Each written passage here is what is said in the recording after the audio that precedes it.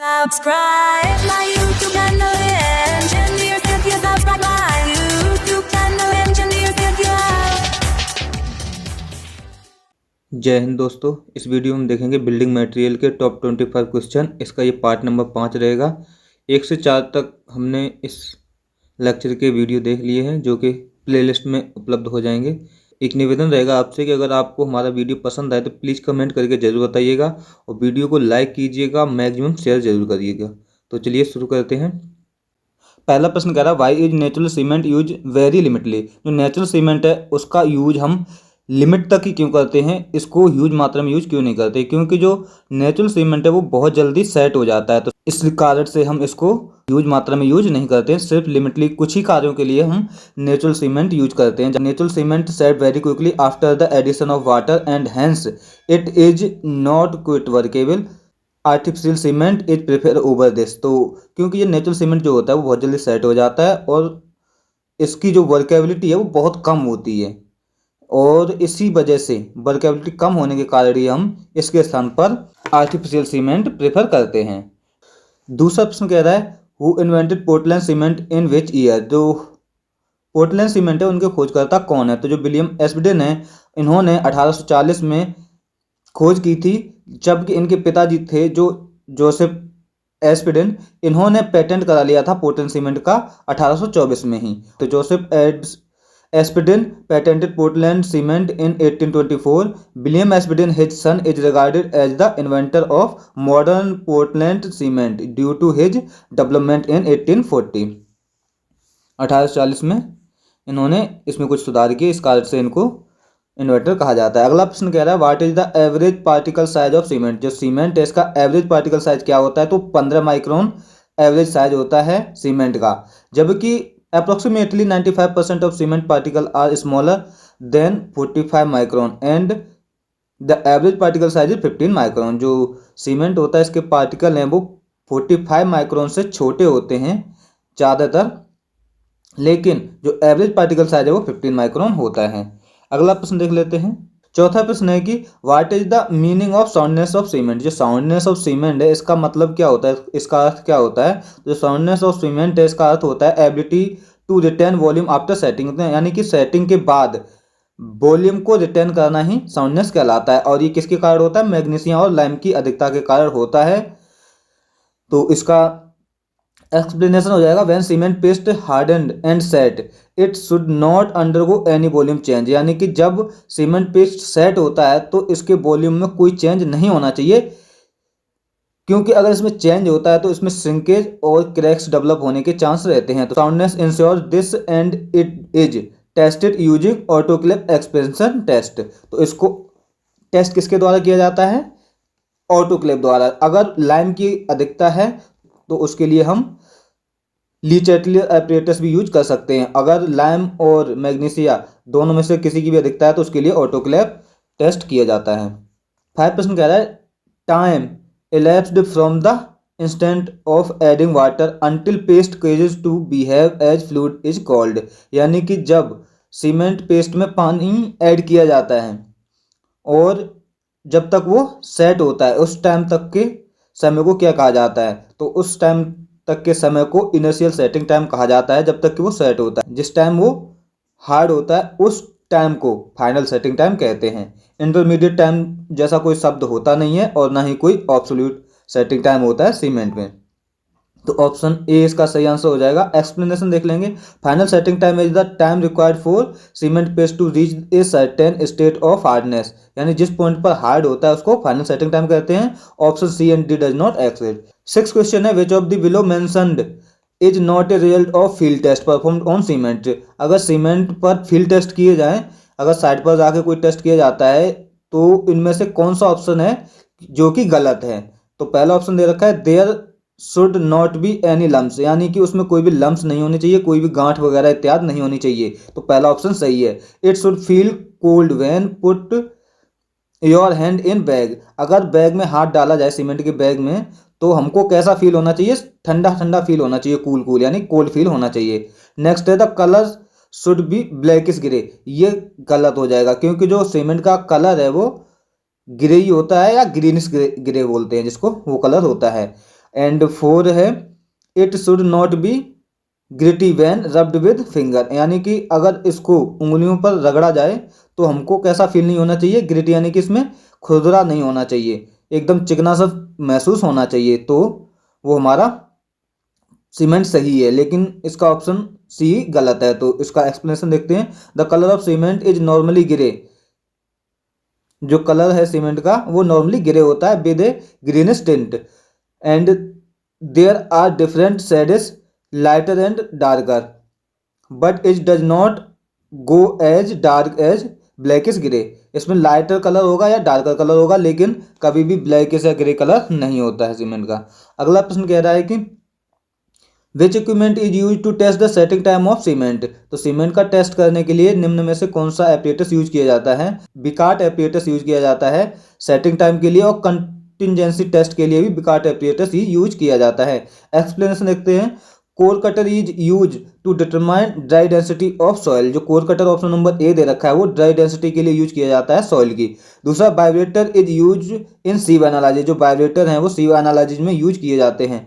Third दे रखा है UTM, यानी कि यूनिवर्सल टेस्टिंग मशीन। जो यूनिवर्सल टेस्टिंग मशीन है can be use to test various parameter. जो यूटीएम मशीन है उससे हम टेंशन टेस्ट करते हैं, bending, shear of various material. Picard apparatus consists of needle used to penetrate the cement paste sample. What is the initial setting time of cement? जो cement है OPC cement है उसका initial setting time 30 minute होता है, जो final setting time 10 घंटे होता है।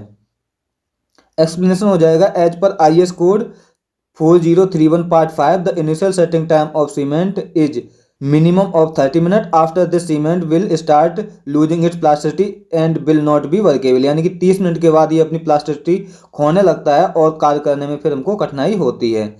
9% कह रहा है use of coarser cement particle lead to. Cement है अगर इसके पार्टिकल कोर्सर है तो क्या होगा, तो ये लो वर्केबल होगा, लो स्ट्रेंथ होगी, तो जिसके कारण ये इसकी जो ड्यूरेबिलिटी है वो भी लो होगी। तो ऑप्शन नंबर ए इसका सही आंसर हो जाएगा, लो ड्यूरेबिलिटी। एक्सप्लेनेशन हो जाएगा। For coarser particle hydration start on the surface of particle hence it might not be completely hydrated, this causes low strength and low durability, यानी कि जब इसमें पानी मिलाया जाएगा तो इसके ऊपरी सरफेस पर हाइड्रेशन होगा, जिसके कारण ये पूर्ण रूप से हाइड्रेटेड नहीं हो पाएगा और स्ट्रेंथ इसकी कम हो जाएगी, जिसके कारण इसकी ड्यूरेबिलिटी भी कम होगी। 10 क्वेश्चन नंबर कह रहा है wet cement can cause severe skin burn if not washed off with water immediately, यानी कि अगर वेट सीमेंट जो होता है जिसमें पानी मिला हुआ कंक्रीट है या मसाला है उसको जल्दी से न धोया जाए, शरीर पे लग गया है कार्य करते टाइम, अगर उसको जल्दी से न धोया जाए तो क्या ये स्किन को जला सकता है। ये बात सही है, क्योंकि अगर देखा होगा आपने लेबर जो वर्क करती है साइड पे या घरों में जो भी कार्य करते हैं तो उनके हाथ के हैं जल से जाते हैं, यानी खाल छिल जाती है, तो किस कारण होता है, वो सीमेंट के कारण ही होता है। ये त्वचा को जला देता है। ये क्यों जला देता है, क्योंकि ये क्षारीय होती है जिसके कारण त्वचा जल जाती है। सीमेंट है वो हाईली एल्कलिन होता है और इसकी जो सेटिंग प्रोसेस होती है वो एक्सोथर्मिक होती है। Wet cement is strongly caustic, और जो वेट सीमेंट है वो कॉस्टिक होता है बहुत ज़्यादा, एंड कॉज स्किन बर्न, जो कि स्किन को जलाने का कारण बनती है। सिमिलरली ड्राई सीमेंट कॉज आई और रेस्पिरेटरी इरिटेशन, और जो ड्राई सीमेंट होता है अगर वो आंखों में पड़ जाए तो ये आंखों के लिए भी नुकसानदायक होता है, आंखों में जलन पैदा करता है। When it cause in contact with mucus membranes.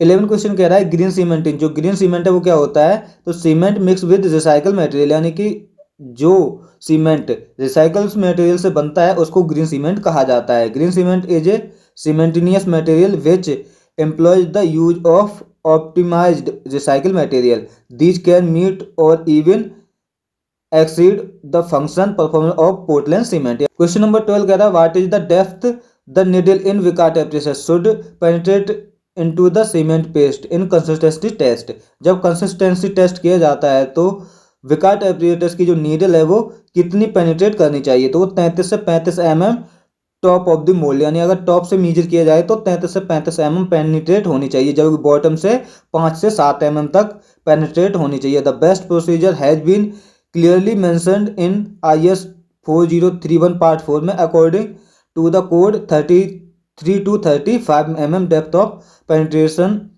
Is ideal. 13 question है what is the most dominant constituent of cement.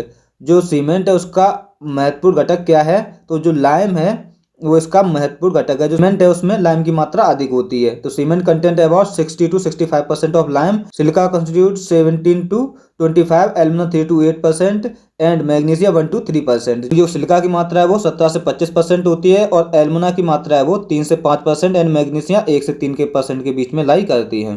14 question कह रहा है deficiency of lime in cement lead to. अगर सीमेंट में लाइम की कमी है तो उससे क्या होगा, क्विक सेटिंग ऑफ सीमेंट, यानी कि सीमेंट बहुत जल्दी सेट होगा। इसका एक्सप्लेनेशन हो जाएगा presence of lime in sufficient quantity in necessary to form silicate and aluminate of calcium, यानी कि हमको सिलिकेट और एल्यूमिनेट ऑफ कैल्शियम को फॉर्म कराने के लिए इसकी सफिशिएंट क्वांटिटी की आवश्यकता होती है। जबकि अगर इसकी अधिकता होगी excess lime lead to expansion disintegration and unsoundness of cement, यानी कि अगर अधिकता हो गई तो ये एक्सपेंशन कॉज करेगा, डिसइंटीग्रेट करेगा एंड अनसाउंडनेस भी सीमेंट की लाएगा। 15 क्वेश्चन कह रहा है what effect does calcium sulphate have on cement. जो कैल्शियम सल्फेट है इसका सीमेंट पर क्या प्रभाव पड़ता है, तो रिटार्ड सेटिंग एक्शन, ये कैल्शियम सल्फेट है वो सेटिंग टाइम को डिक्रीज करता है। Calcium sulphate is found in cement in the form of gypsum. जो कैल्शियम सल्फेट है सीमेंट में जिप्सम के रूप में पाया जाता है। It saw down the setting time of cement. 16 question कह रहा है which of the following add a quick setting property to cement. जो एल्युमिनियम ऑक्साइड है वो क्विक सेटिंग प्रॉपर्टी लाती है सीमेंट में। एल्युमिनियम ऑक्साइड और alumina is present in small quantity in cement and it help in A quick setting property. जो aluminium oxide है या एल्यूमिना है यह स्मॉल मात्रा में पाई जाती है सीमेंट में और ये क्विक सेटिंग को गेन करने में सहायता करती है। 17 क्वेश्चन कह रहा है which of the following impart greenish grey colour to cement. Greenish grey colour आता है सीमेंट में वो किस इंग्रेडिएंट के कारण आता है, तो जो कैल्शियम एल्यूमिनेट फेराइट होता है जिसके कारण इसमें ग्रीनिश ग्रे कलर आता है। तो इसका एक्सप्लेनेशन हो जाएगा calcium silicate and calcium aluminate are pure white minerals. जो कैल्शियम सिलिकेट और कैल्शियम एल्यूमिनेट हैं ये कलर में प्योर वाइट होते हैं, जबकि calcium aluminate ferrite is brown in colour. जो कैल्शियम एल्यूमिनेट फेराइट है वो कलर में ब्राउन होता है। But due to absorption of light by magnesium, ये मैग्नीशियम से प्रकाश एब्जॉर्ब करके present as an impurity. Greenish grey colour is impart to cement और ग्रीनिश ग्रे कलर सीमेंट में देते हैं। नेक्स्ट है excess of alkali in cement result in. अगर सीमेंट में एल्कली की मात्रा अधिक हो जाएगी तो क्या होगा, एफ्लोरेसेंस के चांस रहते हैं। तो ऑप्शन बी इसका करेक्ट आंसर हो जाएगा। Excess of alkali in cement result in efflorescence. Explanation हो जाएगा efflorescence is the formation of powdery substance on the surface of machinery और कंक्रीट वर्क। आपने देखा होगा कंक्रीट वर्क के या ब्रिक वर्क पर क्या होता है कि सफ़ेद सफ़ेद धब्बे उभर आते हैं जिसको एफ्लोरेसेंस कहा जाता है, जो कि पाउडर के रूप में होता है और हमारे स्ट्रक्चर को ख़त्म करने लगता है, जिसकी ड्यूरेबिलिटी है जो वो डिक्रीज करता है। And alkali usually get carried away by flue gases during heating in axis quantity, they result in alkali aggregate reaction. 19 question कह रहा है what function does iron oxide perform in cement. जो iron oxide है उसका cement में क्या कार्य होता है, तो ये आयरन ऑक्साइड जो है वो कलर देता है सीमेंट में और एक्ट एज ए फ्लक्स कार्य करता है। एक्सप्लेनेशन हो जाएगा iron oxide act as a flux in adding to being responsible for imparting colour to cement. यानी कि जो आयरन ऑक्साइड है उसका कार्य होता है सीमेंट में कलर प्रदान करना और एक्ट एज ए वाहक। If the temperature goes higher, अगर टेम्परेचर बढ़ता है तो iron oxide react with aluminium and calcium.